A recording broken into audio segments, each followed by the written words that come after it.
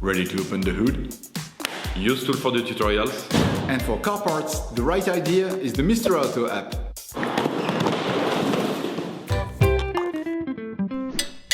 For this operation, get hold of the air filter that you will find in the video description. Turn your engine off. Pull up the handbrake. Pull on the bonnet release lever and open the bonnet.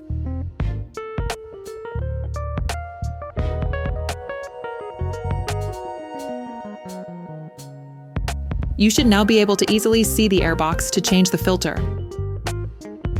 Unplug the connector on the airflow meter.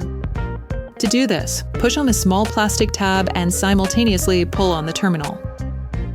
Using a pry bar, unclip the cable sleeve from the airbox.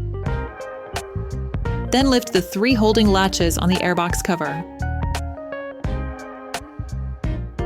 Lift the cover of the flange, then remove the filter.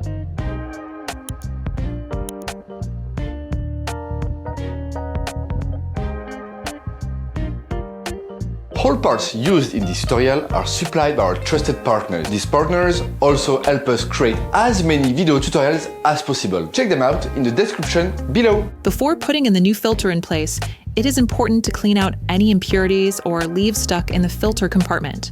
Compare the new filter with the old one to ensure that they are identical. Take the new filter. Put the new filter in position. Close the airbox cover. Then lock the 3 latches.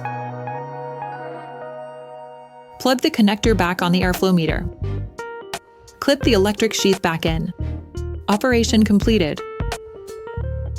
Hi, it's Theo from Usetool. I hope this video has helped you a lot in your car maintenance. We would be super grateful if you could spread the word so that we can produce even more tutorials. Simply give us a like, a comment, and hit that subscribe button. It really helps us boost the channel and help the whole community. Thanks a lot and have a great one.